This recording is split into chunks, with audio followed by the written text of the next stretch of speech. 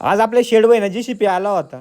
तर मग सकाळी सकाळी म्हटलं आपण काल जिथं कांदे लावून घेतले ना तिथं पाणी देऊ. कसं आहे माहिती आहे का, लाईटच टिकत नाही आता. आपलं ड्रीपचं वगैरे काम झालं होतं कालच. मग आज म्हणलं पाणी बिन देऊ. मग अगोदर बारे बिरे जोडून घेतले. मग काय मोटर चालू केली मग डायरेक्ट उन्हात पाऊस पडायला लागला. म्हणजे डायरेक्ट रेन पाईप कांदे आपले. मग काय आपली दुसरी मोटर आहे ना इकडे कांदे पण चालू होती. मग ते कांदे बिंदे भरून घेतले मस्तपैकी बरं का.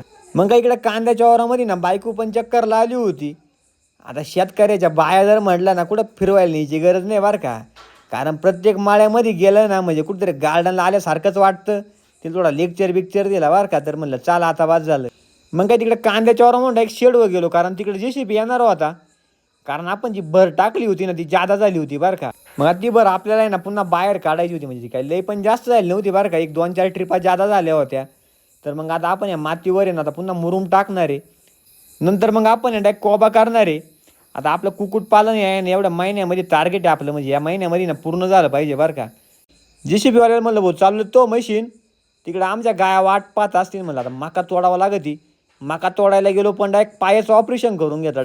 तुम्हाला असेच नवनवीन शेतीबद्दल व्हिडिओ पाहिजे असेल ना तर पटकन आपल्या व्हिडिओला एक लाईक करा, एक कमेंट करा आणि आपल्याला फॉलो करायला अजिबात विसरू नका.